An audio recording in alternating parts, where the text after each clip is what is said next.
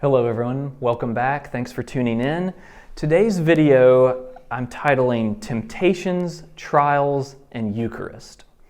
So let's talk about when Jesus goes on trial in anticipation of his crucifixion. In the Gospel of Luke especially, he's arrested, he's beaten, and then it goes on trial before the high priests. Then they send him to Pilate. Pilate sends him to Herod. Herod questions him, sends him back to Pilate again. So these trials that Jesus faces between these three groups, the high priests, Herod, and Pilate, are actually foreshadowed in his temptations at the beginning of the gospel accounts. And I want to explore that a little bit. So let's look at the temptations of Jesus.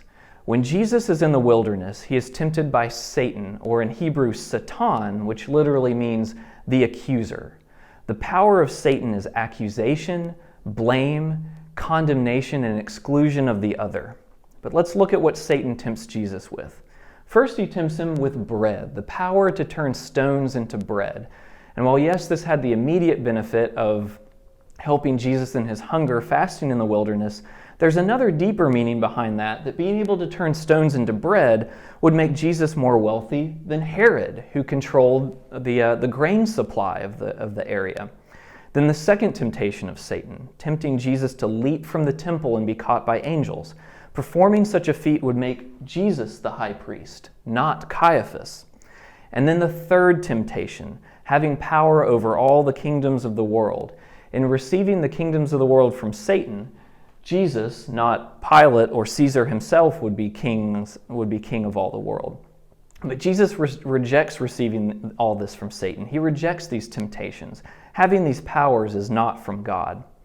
So we're going to fast forward again back to the trials. So in a repeat of these temptations, Jesus appears before Herod, who controls the bread, Caiaphas, who controls the temple, and Pilate, the representative of Rome, who controls all the kingdoms of the world.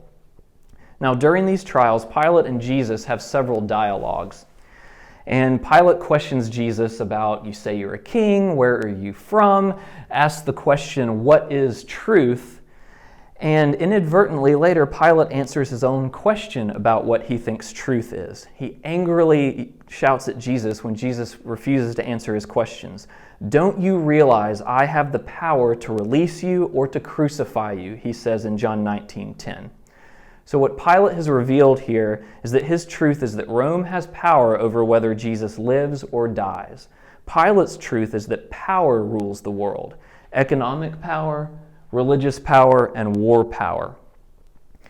But Jesus has already rejected this truth in the wilderness. It has no power over him. And an interesting side note here that'll lead into our final points, Herod and Pilate become friends during these trials, according to Luke 23:12. The powers of the world are united around breaking Jesus' body and spilling his blood. This is the power of Satan at work, the accuser, uniting people around accusation and condemnation.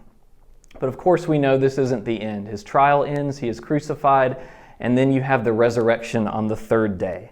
Jesus faced down the power of Herod, Caiaphas, and Pilate, and endured even Rome's power over life and death. I've already alluded in previous videos to how the resurrection defeats this ultimate power of Rome over life and death. But what replaces this power? Is truth really the power of Rome? No. Jesus returns announcing, "Peace be with you." Instead of Pilate's truth of wielding power over others and satanic accusation and condemnation, he comes with a message of peace and unity. Jesus calls his followers to something different than Rome's power. Jesus' followers unite around a common table, breaking bread rather than bodies, and pouring wine rather than blood. Jesus says, "Do this in remembrance of me." We unite together around a common table, around the Lord's table, and participate in the Eucharist to celebrate the truth that Jesus brings us that replaces the truth of Pilate. Resurrection life is leaving behind the power of Rome to unite with our sisters and brothers around a common table. Thank you for tuning in.